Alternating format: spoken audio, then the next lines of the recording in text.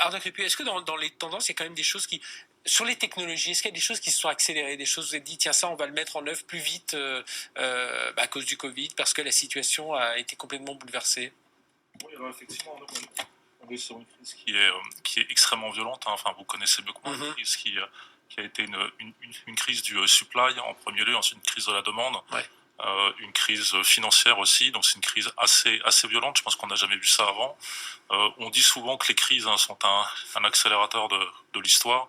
Je pense que sur la tech c'est particulièrement vrai, la crise de 2008-2009, ça a permis de transformer complètement le monde de la pub et d'accélérer considérablement, je dirais, la publicité du monde traditionnel vers le digital. C'est ce qui s'est passé en 2008-2009. Sur cette crise-là, je dirais que les tendances les plus importantes qui se dégagent, le premier, c'est l'éclosion de l'environnement Connected TV. Hein. Oui. C'est-à-dire qu'il y a eu une audience nouvelle, massive, sur tous les formats vidéo, qui s'appelle Video on Demand, streaming vidéo, OTT, etc. Et donc aujourd'hui, on atteint une taille critique dans le monde de la vidéo pour commencer à adresser ce marché qu'on sentait venir, hein, qui n'existe pas encore réellement en France, qui n'est pas autorisé, mais la publicité ciblée dans le monde de la télé. Hein, donc c'est le monde de l'addressable TV, une voie de l'audiovisuel qui est prévue depuis plusieurs... C'est-à-dire qu'on connaît le profil du consommateur et on va lui adresser la bonne pub au bon moment. Exactement, voilà, on va afficher une publicité qui sera pas la même quand on regarde un match de foot chez quelqu'un qui habite dans l'Aveyron et quelqu'un qui habite à Paris ou qui ont des profils à terme socio-professionnels différents.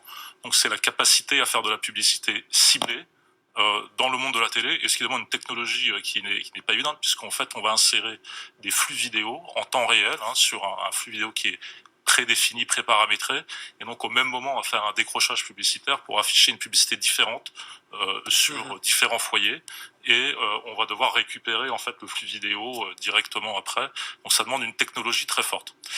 François-Xavier Préau là, d'Outbrain, est-ce que finalement le numérique ça va servir, enfin vous êtes plongé dedans, mais le fait que les Français, que globalement comprennent l'importance qu'a pris le numérique dans notre vie à travers le télétravail, à travers tout ce qu'on a pu faire avec les téléconsultations dans la santé, l'école aussi grâce au numérique, est-ce que ça va vous faciliter la vie? Alors peut-être pas dans les prochaines semaines parce que voilà, il faut remonter la pente, enfin on va parler des tarifs aussi, mais est-ce que pour vous ça va quand même être au final un accélérateur parce que le numérique a pris sa place vraiment en quelques mois, en quelques semaines au sein des foyers français?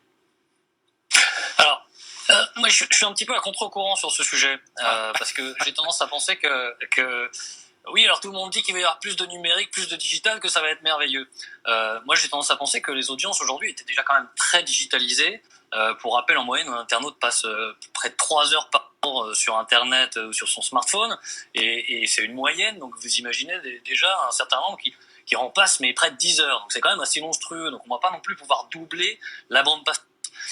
Je pense aussi que la période de Covid donne aux internautes et aux populations une envie de se retourner vers des choses, vers peut-être aussi, je pense, un peu moins de digital parfois. Donc moi, j'ai tendance à penser que c'est pas forcément plus de digital qui va sauver la mise, mais c'est peut-être mieux de digital. Et les annonceurs, les médias, tous, en fait, je pense qu'il y a un vrai pari à prendre aussi pour... Moi, je parle beaucoup quand même des groupes médias, puisque ce sont des sites sur lesquels on est en grande majorité. Il y a un enjeu aussi de reconquérir l'audience, à produire des contenus originaux. On parle beaucoup de raison d'être aussi, voilà, de sens. C'est quelque chose aussi dans les messages qui doivent se traduire, selon vous?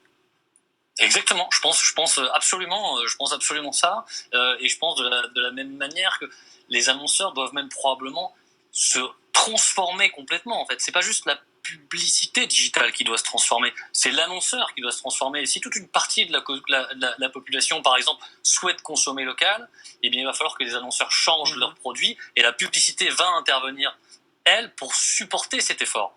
Mais n'oublions jamais que la publicité n'est qu'un support de l'économie, et l'essentiel des décisions, elles sont à prendre côté économique, je dirais. Mais on reviendra d'ailleurs sur l'économie, parce que j'aimerais qu'on parle des investissements aussi autour de la tech. On en reparlera dans un instant.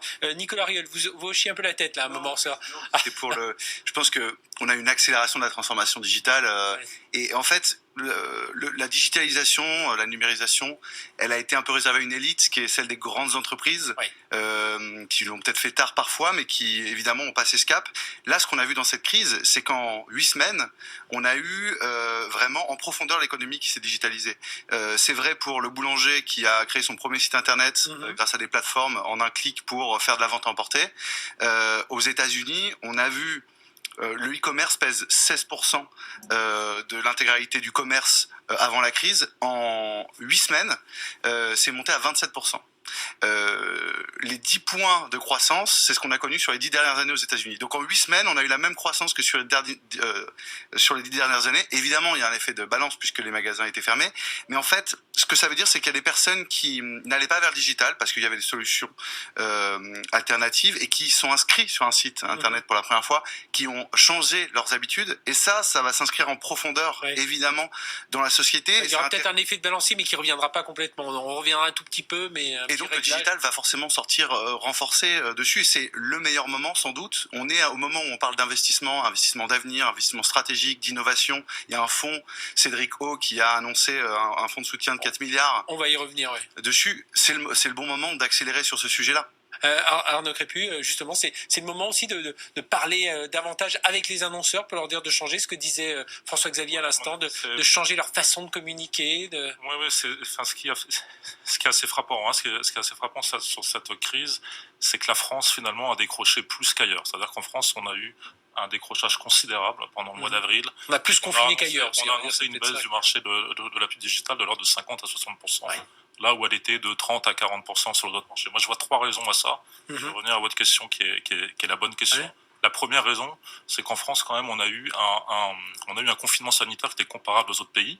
On a réussi à limiter l'expansion du virus, mais on a encore mieux réussi à limiter l'expansion de l'économie avec un confinement économique qui a été, je dirais, le plus dur dans le monde. Je pense que ça, c'est la première raison. La seconde raison, pour revenir à votre question et qui est le bon point, c'est la schizophrénie des annonceurs et des agences de pub qui aujourd'hui font un appel à la prise de responsabilité, d'accord, pour mieux dépenser, pour dépenser utile chez les médias indépendants, d'accord, chez les médias, l'open internet, etc. Et un petit peu moins chez Google et Facebook. Aujourd'hui, Google et Facebook, vous le savez bien, c'est moins de 30% du trafic sur Internet, mais c'est 67% de part de marché. Parce que eux, ils ont plutôt bien marché pendant ils ont bien marché, c'est-à-dire qu'ils ont annoncé des chiffres assez florissants sur le Q1, mais qui n'étaient pas encore complètement impacté par la crise. Google plus 10%, Facebook plus 17%, Amazon plus 40% sur la pub. Sur cette période-là, on n'a pas les chiffres sur avril-mai, mais c'est quand même intéressant. Mais donc une schizophrénie de ces agences et de ces annonceurs qui disent il faut qu'on dépense un petit peu mieux pour préserver cet écosystème des médias indépendants, mais qui au même moment font du filtrage sur des mots-clés un peu anxiogènes.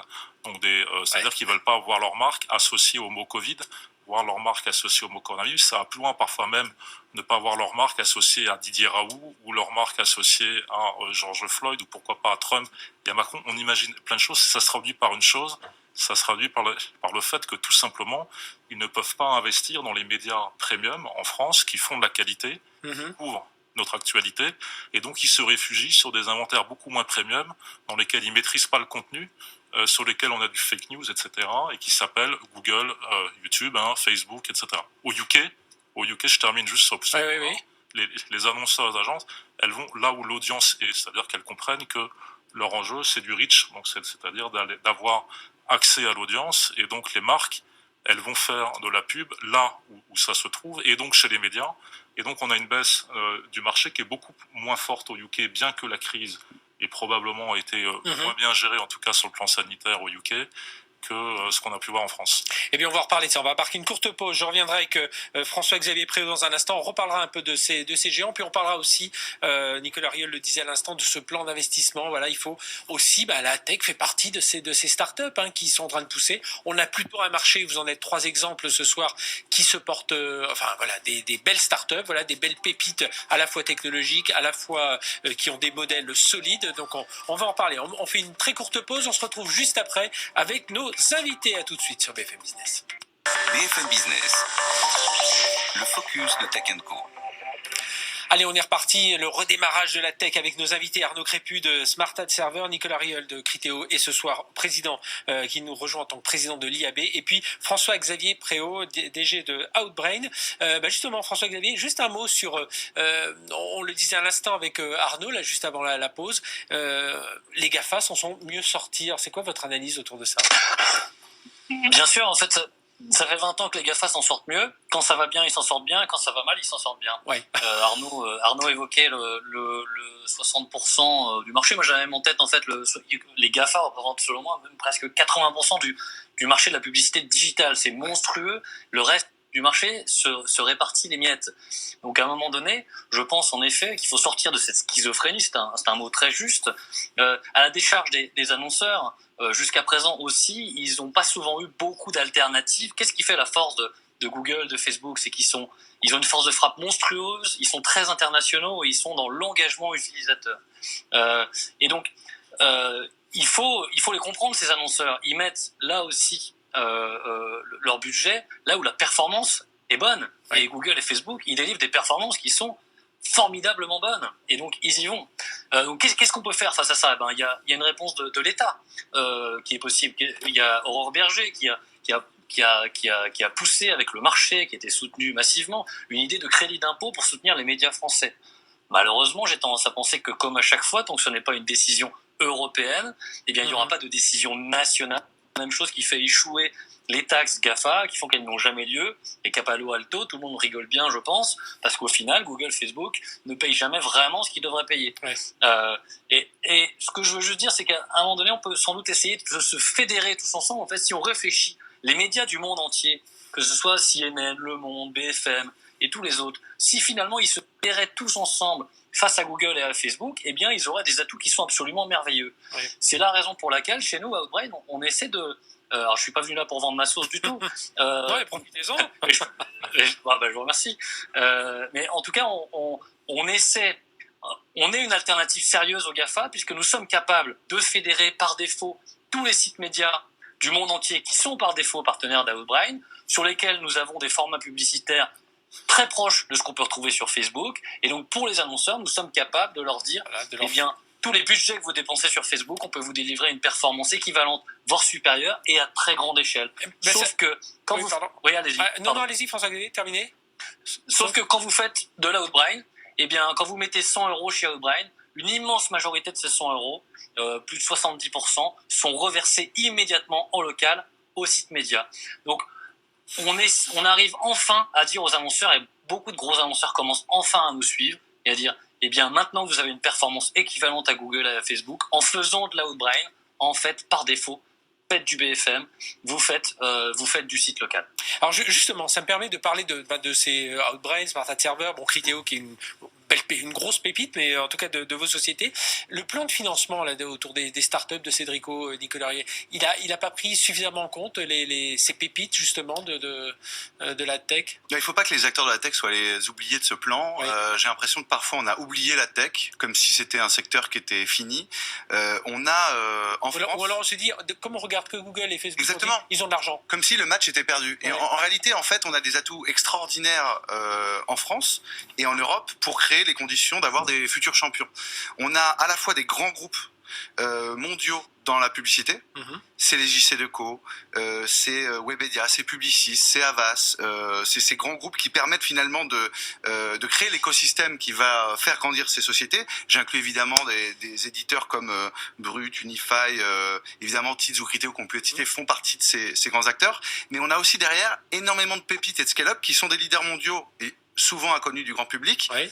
C'est le cas évidemment de Smart. Il y a des acteurs comme Augury, Content Square. Vous avez reçu Mediarhythmics hier.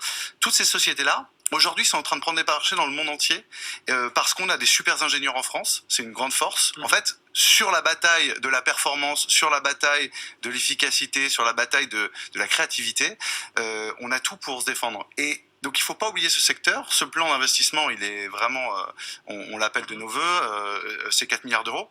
Il faut penser à ces acteurs parce que, effectivement, on a parlé de Google et Facebook, ils vivent de la publicité. Oui. Donc c'est qu'il y a un marché, c'est qu'il y a un potentiel, c'est qu'il y a, il y a une source. Quoi. Évidemment, et puis c'est un élément stratégique pour la France. On soutient beaucoup de secteurs, l'aérien, l'auto.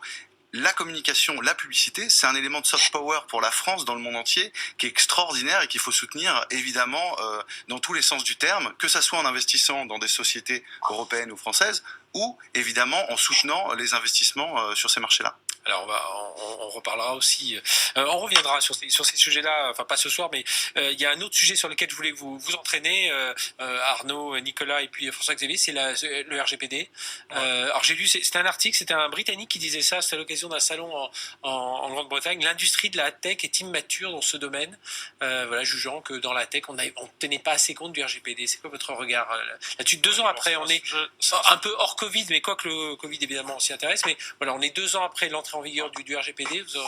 Alors c'est un sujet qui est assez vaste. Moi, je vais l'aborder sous un angle uniquement, si vous me permettez. Ah oui, bien sûr. C'est un sujet extrêmement vaste. Effectivement, ça fait un petit moment que le RGPD est en place. Ça fait aussi un petit moment qu'on attend que le plus gros acteur, qui est pas un acteur pur ad tech, qui est une société de publicité qui s'appelle Google. Ça fait un petit moment qu'on attend que Google intègre le RGPD et que Google puisse communiquer avec d'autres plateformes comme Criteo, comme Smart, comme Outbrain, comme plein d'autres personnes sur la collecte du consentement. Aujourd'hui, 2 ans après la mise en place du RGPD, Criteo n'a pas encore intégré ce qu'on appelle le framework. Je pense que c'est Google, pas Criteo. Oui, Google. Ouais, Google, j'ai dit. Google. Google n'a pas encore intégré le framework IAB de collecte du consentement 2 ans après. En fait, ce qui empêche purement et simplement de se passer le consentement d'une plateforme à l'autre. Ce fait que c'est extrêmement complexe dans la chaîne de valeur. Il peut y avoir 3, 4, 5 intermédiaires quand on passe par des différentes plateformes.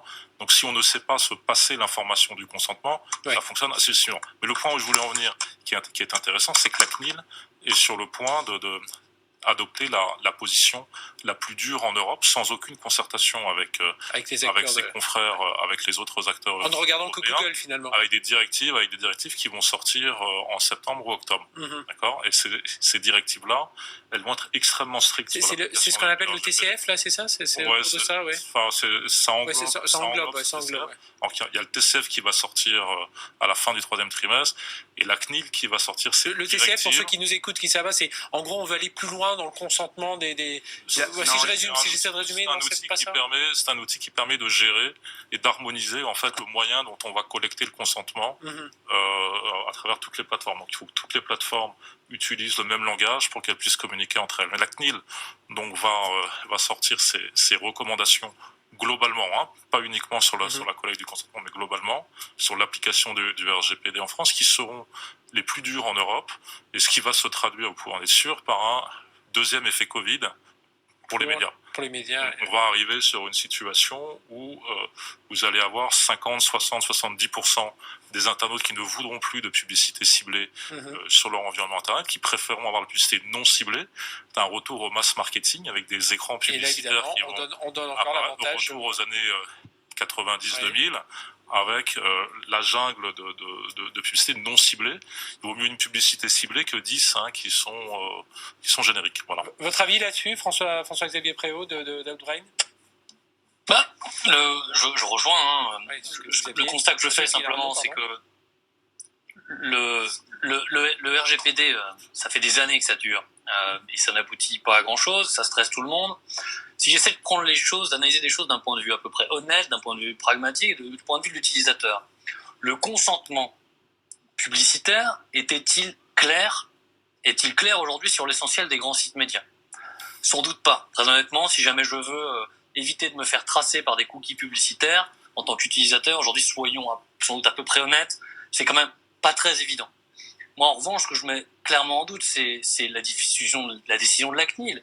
Est-ce que c'est vraiment la priorité de la CNIL de s'occuper du cookie publicitaire? Est-ce que la grande menace pour les libertés individuelles aujourd'hui, c'est le traçage de Criteo pour permettre qu'une mise au panier soit mieux monitorée, ou d'Outbrain pour s'assurer qu'un annonceur automobile voit mieux ce qui se passe derrière? Ou est-ce que c'est toutes les menaces qu'on entend récemment et qui sont légion? Donc moi j'ai tendance à dire il y a sans doute 2 poids 2 mesures, et encore plus quand on sait que, comme à chaque fois, comme je le disais tout à l'heure, qui va sortir renforcé de tout ça? Et à nouveau, c'est Google et Facebook, et ça va être le reste de l'industrie publicitaire qui se partage déjà les miettes aujourd'hui qui va avoir encore plus de miettes, encore moins de miettes à récupérer. Donc c'est à peu près dramatique, et puis surtout ça n'aboutit nulle part en fait, ces sujets.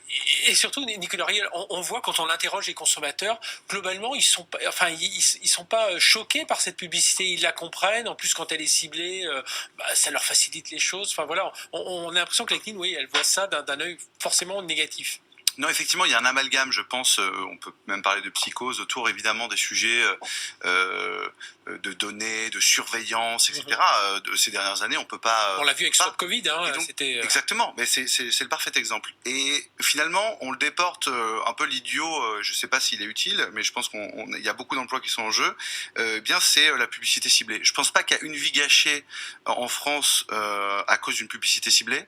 Les acteurs, en fait, ne font que de la pub, ils sauvent peut-être pas des vies, hein, je vous l'accorde, quoique il y a des campagnes de protection sur la santé qui sont aussi menées, mais le préjudice est faible. Et le point, en fait, c'est que si on veut faire des champions européens et mondiaux, le RGPD, pour faire le bilan après 2 ans, eh bien, le bilan, il est un petit peu, il est à la fois bon et mauvais. Il est bon parce qu'il y a une sensibilisation des acteurs, parce que les acteurs ont été en responsabilité. Et je pense que c'est un texte équilibré entre la vie privée et le développement de l'économie.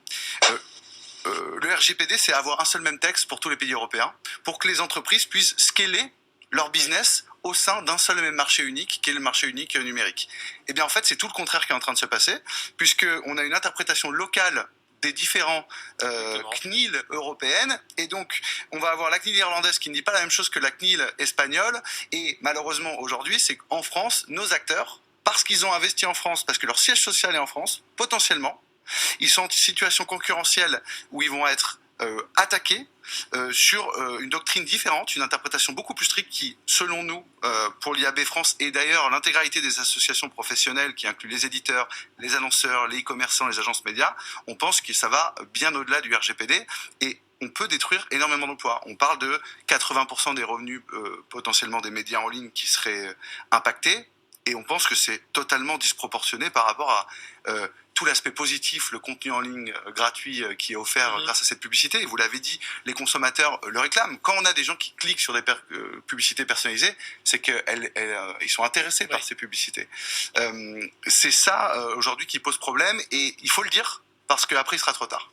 Il faut le dire. Et la CNIL, c'est quand ils vont sortir. C'est fin septembre, je crois. Eh bien, on vous recevra, on refera un débat là-dessus. Puis voilà, on a bien compris qu'il y a un message à faire passer auprès de la CNIL. Il ne faut pas tout lancer, tout fermer, tout clore, parce que justement, ces pépites françaises, faut qu'elles poussent, et même ces grands acteurs français de la pub. Merci à tous les trois, hein, François-Xavier Préau à distance, D'Outbrain, Arnaud Crépu qui était avec nous, Smart Ad Server, et puis Nicolas Riel de Criteo et de l'IAB. Merci à tous les trois pour ces grands enjeux autour de la tech. Vous l'avez compris, encore beaucoup à faire. Allez, à tout de suite, c'est le journal de la tech avec Jean-Christophe Roisset.